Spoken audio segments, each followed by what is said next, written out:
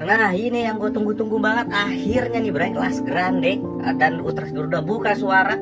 Lo cek aja di media sosial resminya atau di akun resminya, karena meminta tanggung jawab dari federasi dan kepelatihan yang sekarang timnas nih Bray, dari hasil kegagalan gak lolos Piala Dunia round 4 kemarin, dan meminta pertanggung jawabannya apa nih. Dan menurut gue ini sangat mewakilkan seluruh supporter dan warga Indonesia banget nih Bray, yang mana meminta pertanggung jawabannya dan langkah ke depan apa nih yang baik untuk timnas Indonesia kita nih. Gue sih berharap ya Patrick Kluivert mengundurkan diri dan seluruh staf kepelatihannya agar nggak ngeberatin federasi juga, karena kan kita kalau dia dipecat kita harus bayar pesangon, yang mana pelatih lamanya juga masih dalam surat untuk pesangon pemecatannya itu Bray. Jadi kita harus tunggu nih kabar-kabar baiknya dari federasi dan hasil evaluasinya nih. Menurut lu gimana Bray tentang Las Grande dan Ultras Garuda yang mulai bersuara tentang kegagalan round 4 kemarin? Tulis di komen, jangan lupa follow gue Bray.